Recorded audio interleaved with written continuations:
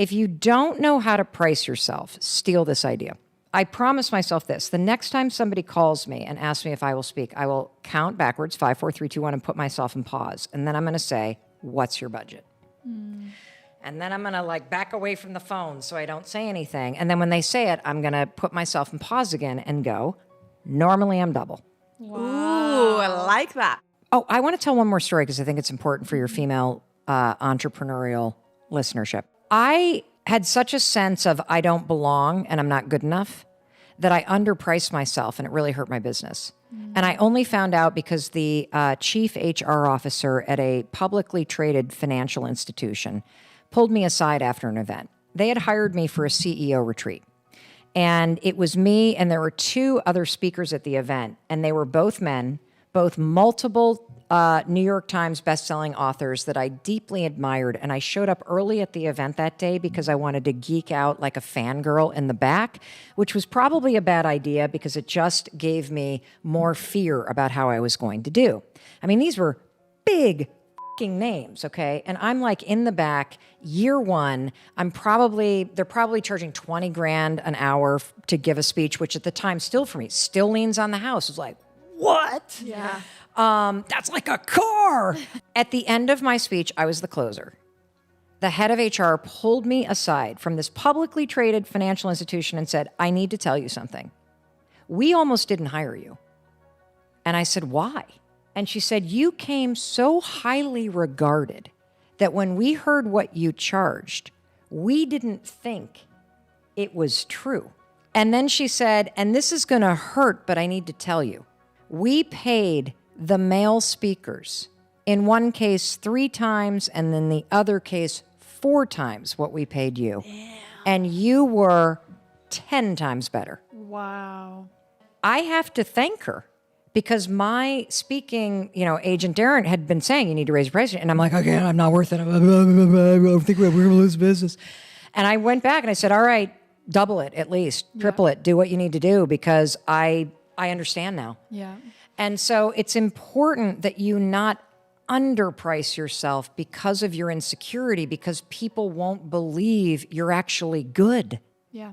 This has come up twice now, about how we value ourselves as females and the conversation around money. And I think it's a subject worth just, sitting on because it comes up a lot. And, Natalie and I are both from the UK. And as we kind of started off this conversation, and I believe it's the same in the US, women talking about money is kind of how would you describe it? I mean, especially where I'm from, you don't do it. It's kind of shameful. Yeah, it's kind super of shameful. Oh, that's so distasteful of her, And I personally am not a man, but I don't feel like that exists for men as much. I think this is a generational pattern because women traditionally didn't make the money, so it wasn't theirs to talk about.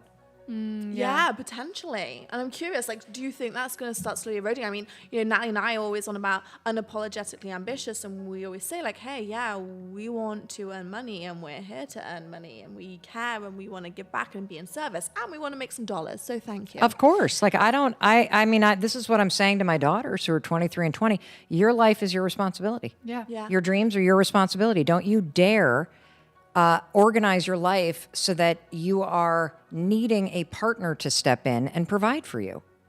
If you want something, figure out what it is and go make it happen. And if what you want is to eventually stay home and take care of your family, fabulous.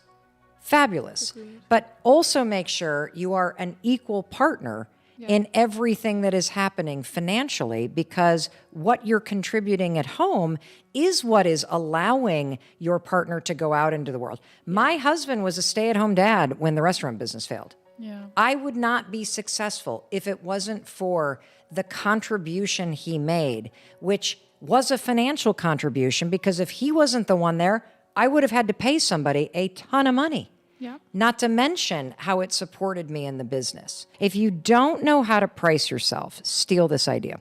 Because I had no idea how to actually charge. And plus, keep in mind, in 2013, we still have liens on our house.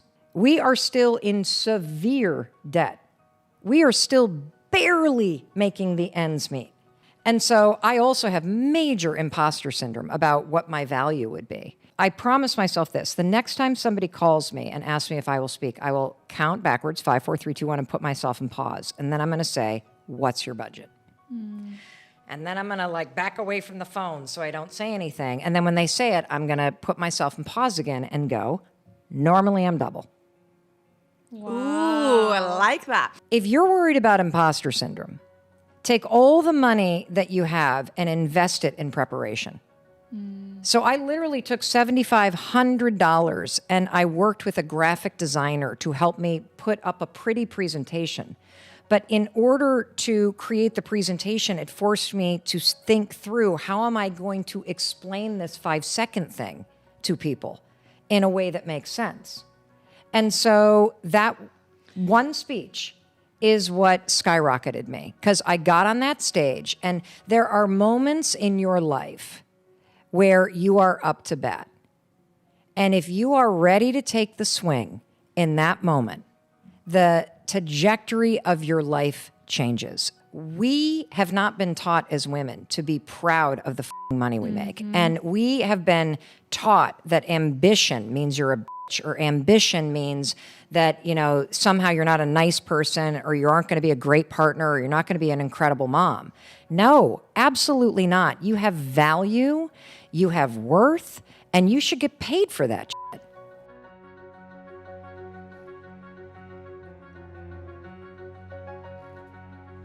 Hey, it's Mel. Thank you so much for being here. If you enjoyed that video, by God, please subscribe, because I don't want you to miss a thing. Thank you so much for being here. We've got so much amazing stuff coming.